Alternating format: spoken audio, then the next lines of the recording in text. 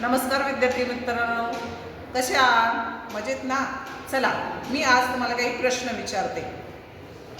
मला सांगा, मानवाच्या मुख्य गरजा किती?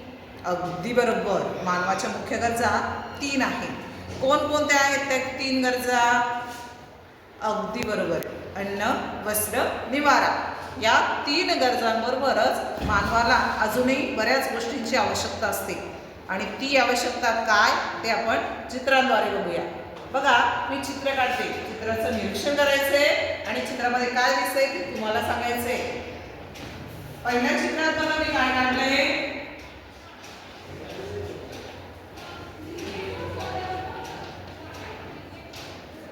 पहिलं चित्र काढलेलं आहे. चित्राचं निरीक्षण करायचंय.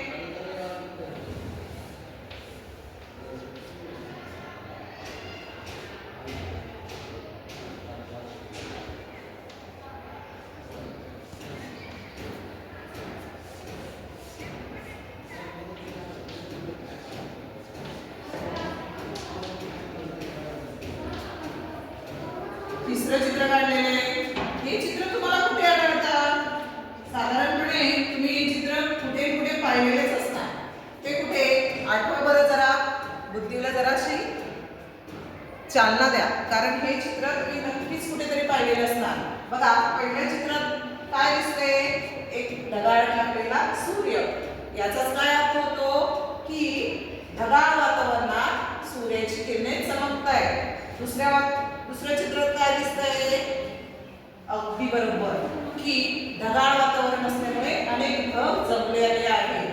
तिसऱ्या चित्रात काय दिसतंय की आपण हे चिन्ह कशासाठी वापरतो?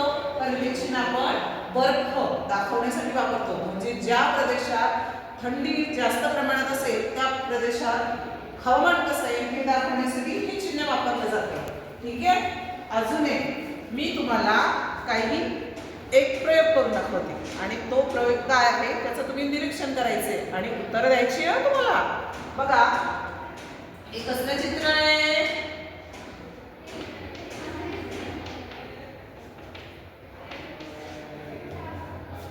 मेणबत्ती. अगदी बरोबर. आता या मेणबत्तीवर आपण एक ग्लास ठेवूया. बघा हा काय होतंय या मेणबत्तीचं.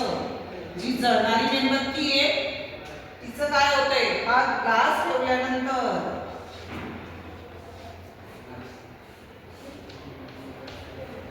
जेव्हा आपण त्याच्यावर ग्लास ठेवतो तेव्हा ती मेणबत्ती विझते. का झालं असं? काय घडलं असेल? अगदी बरोबर, मेणबत्तीला ज्वलनासाठी जळण्यासाठी हवाच भेटली नाही आणि मेणबत्ती विझली.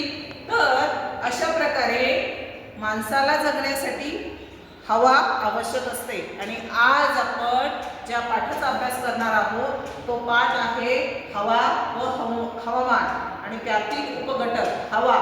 या भागाबद्दल आज आपण अभ्यास करणार आहोत. पाठाचं नाव आहे हवा व हवामान. उपघटक आहे हवा. धन्यवाद.